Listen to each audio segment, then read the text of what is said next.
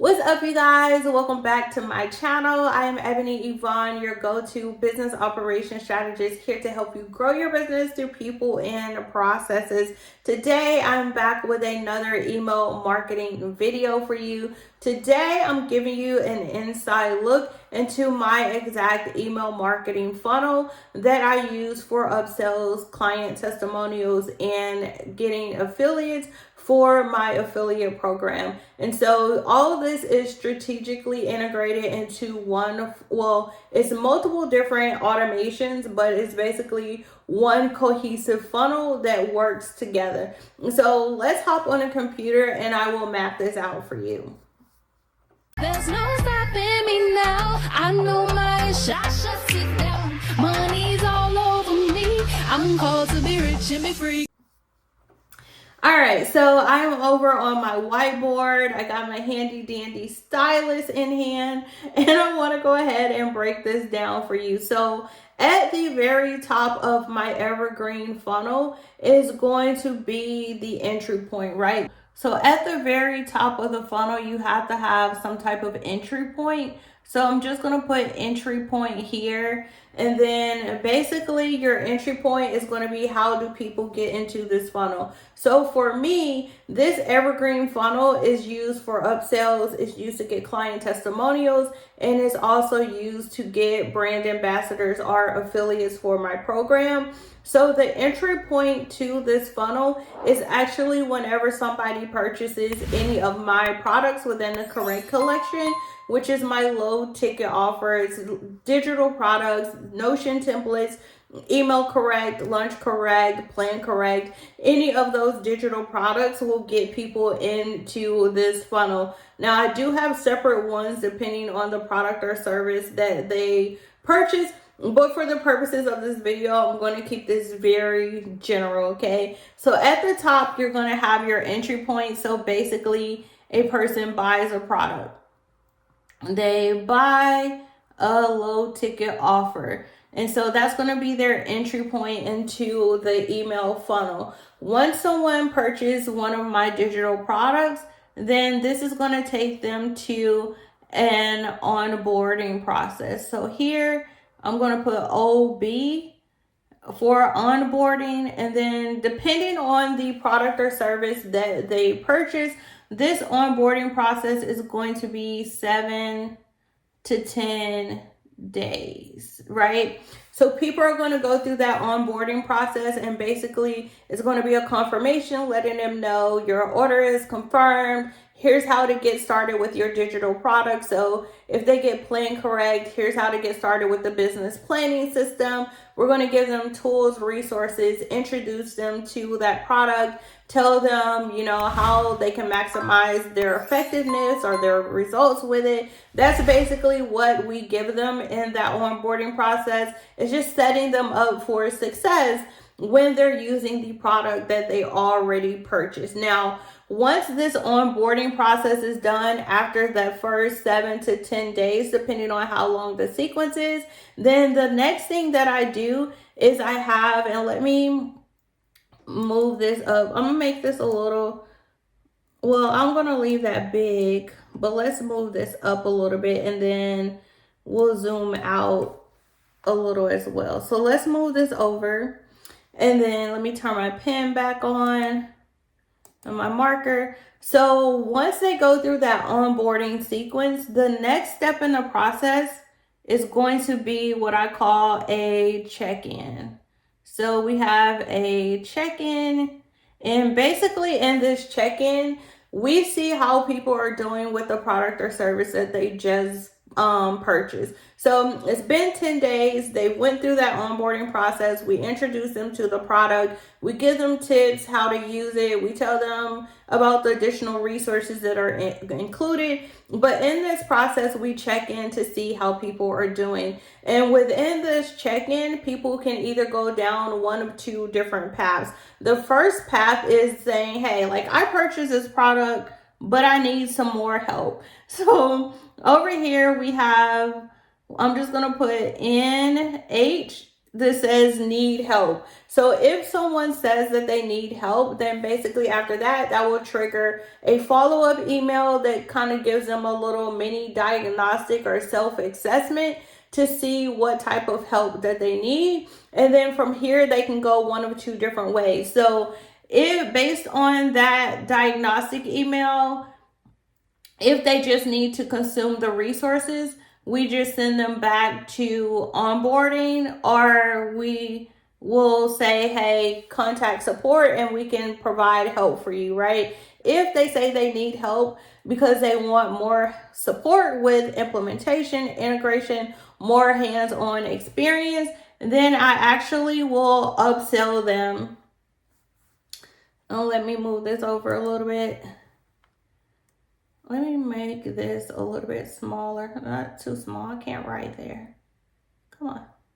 So if they say that they need more help, they want personalized support, then they will go into an upsell sequence for an actual, that looks like a D instead of a P. All right, so they will actually go into an upsell sequence where then I can say, hey, if you want more hands-on support, this is how you can work with me with an audit, a CEO day, or like done for you implementation, right? And then from there, we also have another option. So with the check-in, they can say, I'm doing great, or I need help. If they say I need help, we're going to give them a quick diagnostic self-assessment to say what type of help do you need. If they just have questions about the product, we're either going to send them back to onboarding, or we're going to tell them to contact support for a specific answer to your question. If they say I need more hands-on support, then I upsell them into the services that I offer, right? So if they check in and they say I'm doing great, and turn my marker back on. So if they check in and they say doing great, right? They've implemented the product, they've done good, they don't have any questions, they don't need any type of support, then what I do is this is when I send them to a testimonial. So they go into a testimonial sequence.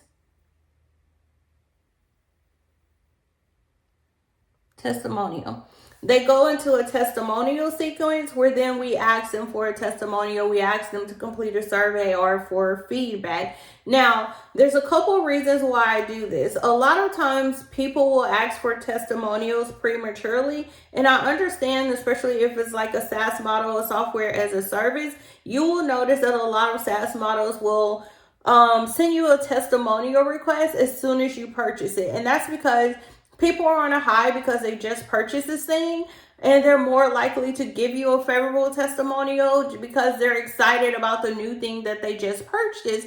But the problem with this is people haven't actually experienced it yet, right? People haven't actually had a chance to consume the product or service, use it, and get the results that they were promised. So the reason why I have testimonials further down in the process is because, number one, I stand by the things that I create and I know that they work.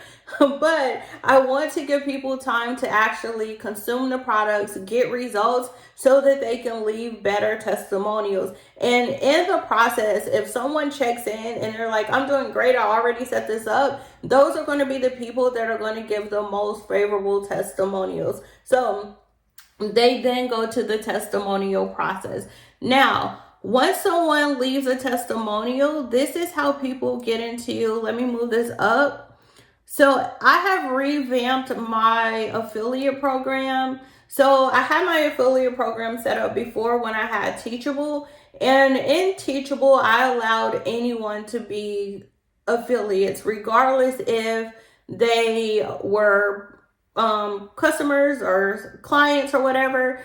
Regardless, anyone could sign up. But Now that I've switched systems that I'm using and I have to reset up my affiliate program, I'm being a lot more intentional about the affiliates that I have. So when I look at the history of the previous affiliates that I had when I was using Teachable, the people who brought us the most sales, the people who had the most affiliate commissions are the people who actually use our products and services before they became affiliates. So in my new process, I'm gatekeeping affiliates and who can be affiliates. So within the process now, in order for someone to be an affiliate, they have to give us a favorable testimonial first, right? So when someone gives us a testimonial and they give us a raving review, then that leads them to the next step in the funnel, which is they get an affiliate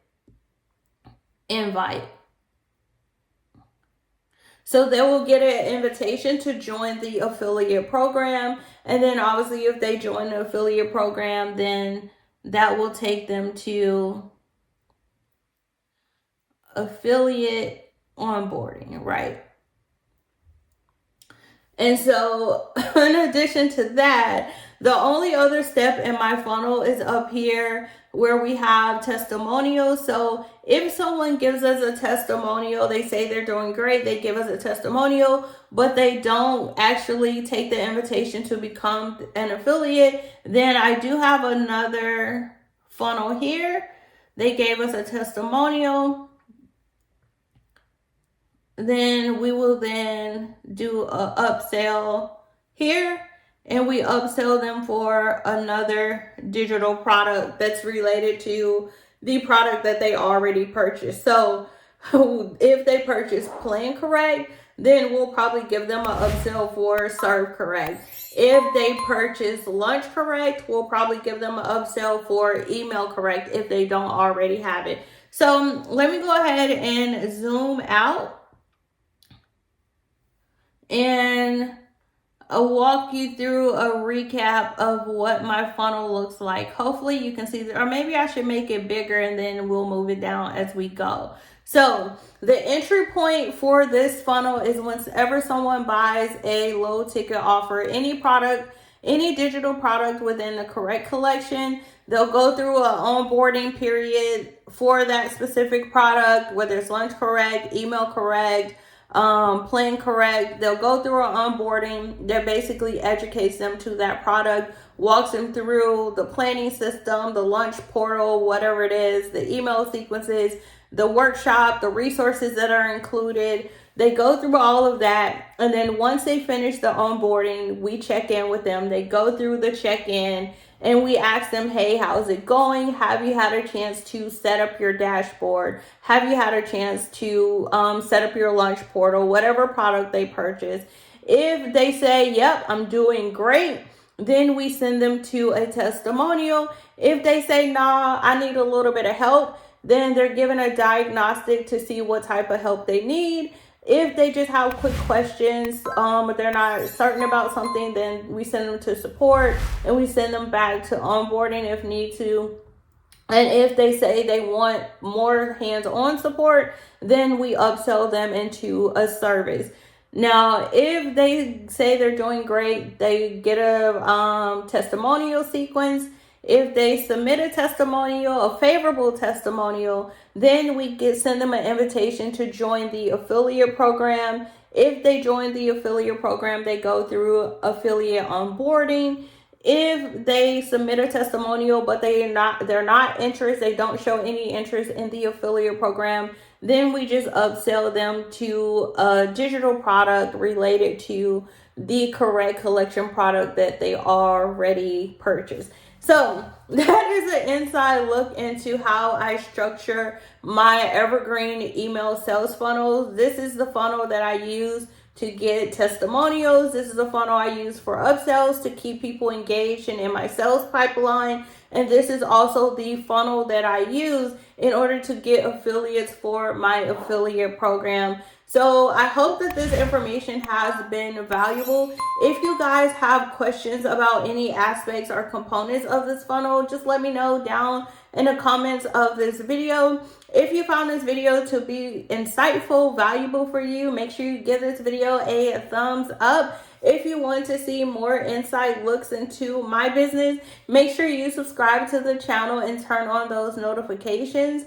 And as always, I just want to say thank you guys so much for stopping by my internet home. Make sure you like, comment, and subscribe, and I will see you in the next video. Bye, y'all.